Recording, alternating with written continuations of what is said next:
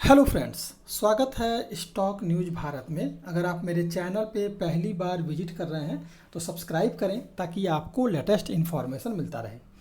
आपने देखा होगा कि आज जो है स्टॉक मार्केट में लगातार करेक्शन था। बैंक निफ्टी जो है 650 पॉइंट से ज़्यादा टूट चुका है और अभी भी गिरावट बरकरार है। बावजूद इसके अगर आप देखेंगे तो सेंट्रल बैंक ऑफ इंडिया के स्टॉक में हमें तेज़ी देखने को मिल रही है। अब तक जो ये स्टॉक है 3% की तेज़ी के साथ अभी भी बना हुआ है। मार्केट क्लोज होने में लगभग आधा घंटा बचा हुआ है। अब सवाल ये उठता है कि आखिर में सेंट्रल बैंक ऑफ इंडिया के स्टॉक में तेज़ी क्यों है और क्या ये तेज़ी आगे बरकरार रहेगी। अगर बरकरार रहती है तो फिर हमारा इस स्टॉक में टारगेट क्या हो सकता है। तो सबसे पहले जो है न्यूज़ जो निकल के आ रही है उस पर हम चर्चा करें तो सेंट्रल बैंक ऑफ इंडिया जो है रिजर्व बैंक ऑफ इंडिया के प्रॉम्प्ट करेक्टिव एक्शन यानी कि पीसीएफ फ्रेमवर्क से जल्दी बाहर आ सकता है। अब सवाल ये उठता है कि आखिर में पीसीएफ फ्रेमवर्क क्या है और ये बैंकों पर पीसीएफ फ्रेमवर्क क्यों लगाया जाता है। तो देखिए आरबीआई का क्या करता है कि देखता है कि जो भी बैंक फाइनेंशियल कंडीशन से जूझ रहा है यानी कि वित्तीय संकट उस पर है तो फिर उसे जो है पीसीएफ फ्रेमवर्क के दायरे में सीमित समय के लिए लगा देता है। और जब देखता है कि बैंक जो है मुनाफे में आ रही है और उसका फाइनेंशियल कंडीशन मजबूत हो रहा है तो फिर जो है क्या करता है कि आरबीआई जो है इस पीसीएफ फ्रेमवर्क को हटा लेता है। तो सेंट्रल बैंक के फाइनेंशियल कंडीशन में लगातार अब जो है सुधार हो रहा है जिसके चलते जो है आरबीआई जल्द ही जो है पीसीएफ फ्रेमवर्क हटा सकता है।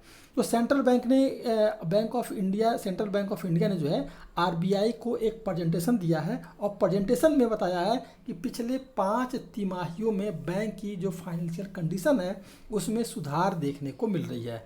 सेंट्रल बैंक ऑफ इंडिया के अनुरोध पर आरबीआई गौर कर रहा है और जल्दी जो है वित्तीय संकट के समय लगाए गए पीसीएफ फ्रेमवर्क को हटाने का फैसला आ सकता है।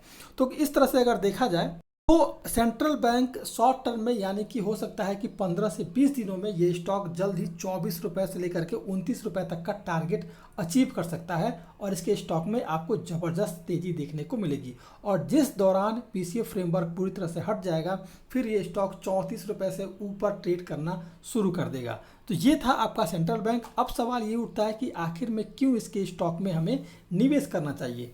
तो अगर देखा जाए तो सेंट्रल बैंक का जो फाइनेंशियल कंडीशन है 2022 से लेकर के 2023 की पहली तिमाही में सेंट्रल बैंक ऑफ इंडिया ने जो अपना Q1 का जो नतीजा जारी किया था इस दौरान कंपनी का जो नेट प्रॉफिट था उसमें जो है 14.2% की बढ़ोतरी देखने को मिली थी और कंपनी को जो शुद्ध फायदा हुआ था वो लगभग 234 करोड़ रुपए का फायदा हुआ था। और पिछले वित्त वर्ष में जून तिमाही में कंपनी को जो फायदा हुआ था वो केवल 205 करोड़ रुपए हुआ था।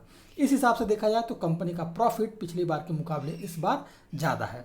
अब अगर देखा जाए तो फाइनेंशियल ईयर 2022-23 के जून तिमाही में सेंट्रल बैंक ऑफ इंडिया का जो ग्रॉस एनपीए जो है उसमें हमें गिरावट देखने को मिल रही है और ये जो ग्रॉस एनपीए है वो लगभग 14.9% के करीब आ गया है जो पिछले वित्त वर्ष के समान तिमाही में ये जो है 15.92% के करीब था। यानी कि लगभग 1% की गिरावट हमें एनपीए में भी देखने को मिल रही है।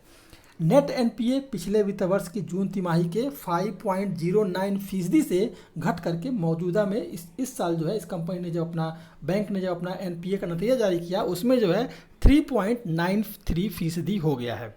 नेट एनपीए बहुत अधिक होने पर एसेट पर कम रिटर्न मिलने यानी कि वित्तीय संकट की वजह से आरबीआई ने जो है जून 2017 में सेंट्रल बैंक ऑफ इंडिया को पीसीएफ फ्रेमवर्क में डाल दिया है। यानी कि अब आपके पास बेहतर एक ऑप्शन है सेंट्रल बैंक ऑफ इंडिया के स्टॉक में निवेश करने का और जल्द ही आपके इसके स्टॉक में एक रॉकेट बनता हुआ ये स्टॉक मिल जाएगा।